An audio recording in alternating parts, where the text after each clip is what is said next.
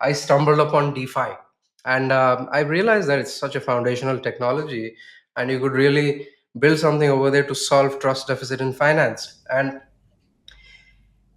but the more one immersed oneself, you realize that it's sort of crypto space is like this vast spectrum which attracts two ends. You've got all these grifters and scammers almost, and then at the other end you've got thinkers, doers who really want to build something to change the world genuinely and kind of really believe in it as purists. So it's an amazing space in that sense.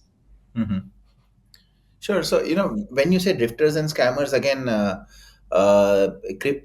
digital assets or crypto has this big problem that, in real world, in Web 2, if a startup fails, they understand it's a failure. But Hmm. sometimes in Web 3, everyone who fails is a scammer. Again, there are pluses and minuses to it.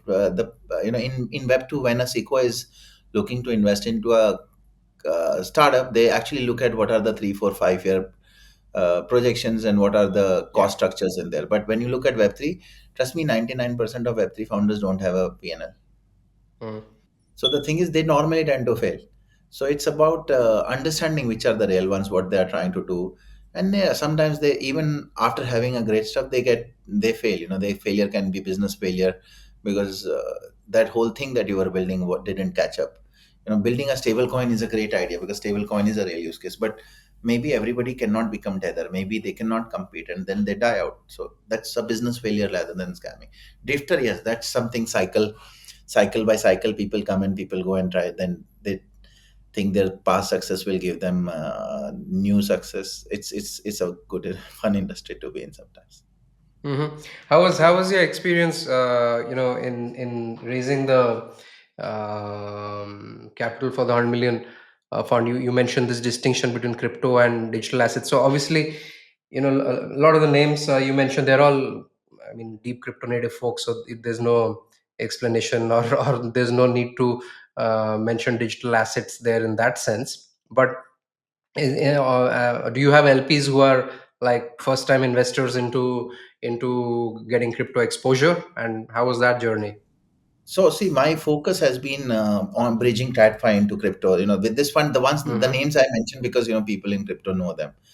Yeah. That was what I did initially, but my whole focus has been around getting people who are not into crypto, because understand, crypto bros have two key problem. One is that when the bull runs there, all of them are rich, and when the bear market comes, all of them are poor. So they're driving a Lambo in the bull market and a cycle in a bear market. So there's a risk element involved to it. The second part is that real money lies in TradFi. A guy Hmm. who today from a family office gives you $1 million to test your waters will end up giving you $50 million if you prove it to them. So then building a $3 to $5 billion fund becomes very easy in the future. So my focus has been how do we bridge TradFi into crypto, into digital assets. Some learnings and some understandings from there was, one was making them explain that this is no magic token. Not that you put your head in the air and you get a token and that's worth $1 billion. These are real companies, real founders trying to build something interesting. Equity is all about ownership of revenue. Token is all about ownership, process ownership.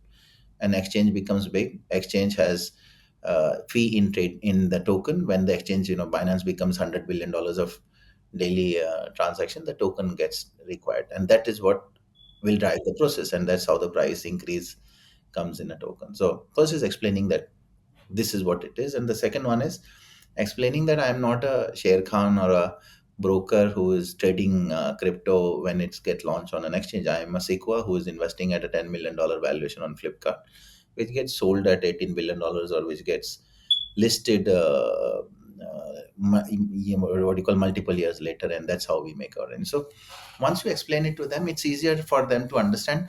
Maybe they're not giving those 10, 20, $30 million checks, but the point is they're testing it out. And if the testing out happens, and if they understand that yes, those 5 6x, I don't talk about 100x's that crypto bros talk about, but if you do those 5 6x's in a shorter period of time, which means 3 to 5 years, unlike in the equity markets where it takes 8 years to give capital return back, there's a lot more capital that is going to flow in, and that's where the industry is going to also mature in the next 10 to 12 years.